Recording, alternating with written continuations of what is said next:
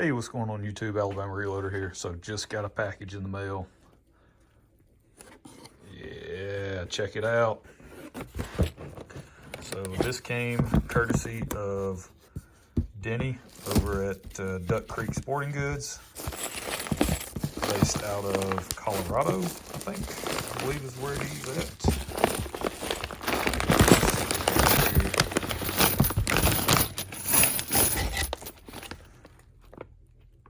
Oh yeah, check out that cartridge.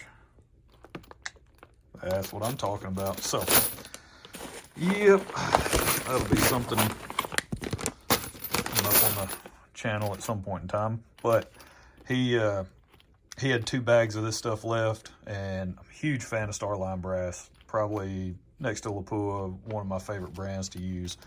So he had 2 bags left. Went ahead and picked those up, and then also other thing we got here. Get this box out of the way.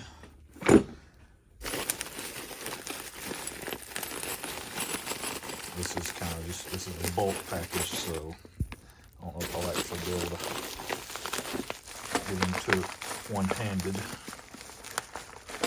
Show you guys. Yeah, because it's bagged up on the inside as well.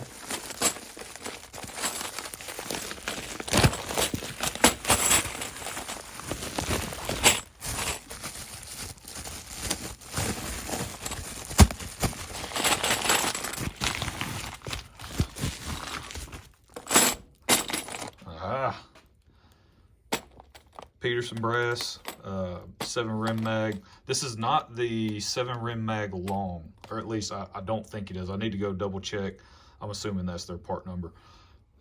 So Peterson, what's neat about those guys, they make super high quality brass too. They, for 300 Win Mag and for 7 rim mag, I don't know if they do it for anything else, but they offer a standard SAMI version that you, just like virtually every other brass manufacturer, but they also offer what's called a long version. So part of the problem with these belted magnums, at least 300 Win Mag, and I'm assuming it's the same in 7 rim mag, is because it head spaces off the belt.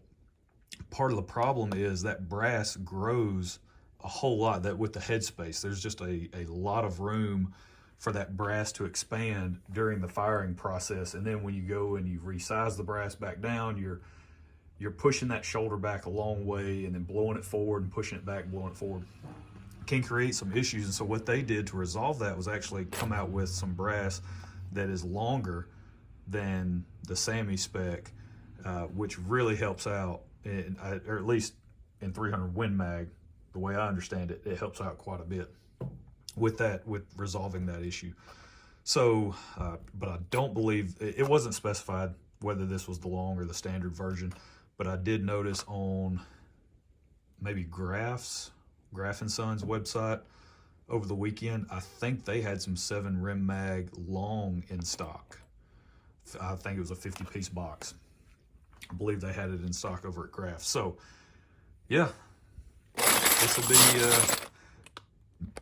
will be used for our Remington 770 load development / project / whatever. So yeah, awesome stuff. That was a good delivery today. So just finished up some 7 Win short mag. I've actually already shot the rounds. I got the 35 rounds from my buddy Zach over at Quest for the Perfect Load. You guys watched that video, you know that he sent me along 35 160 grain Nosler partitions, and I wanted to load them up in the 7 Wisdom. Already shot 15 of those. What I'm going to do is kind of a results video once I get back from the range of shooting the follow-up. So I shot the 15. I came back, loaded up the last 20 with a load that I decided to go with off of the initial results. And I plan on shooting 10 to gather the velocity data, and then that'll leave me 10 coming up for to use for hunting season, right? So that way I can, once hunting season rolls around, if I plan on changing out the scope, you know, on the rifle, then I'll have enough to sight everything back in and have a few for the season. So that's the reason why I'm doing it that way. Plus, I only had 35, so it's not like I could go into some big, long, drawn-out development process, which is why I'm just going to show all of the results in one video. Even though it's going to be broken down into a couple of different range trips, I'm just showing the results in one video because that's all the bullets I have was 35. So there's no point in kind of breaking it out into multiple videos. So that's it. Awesome delivery today. We'll catch y'all next time. Y'all have a good one.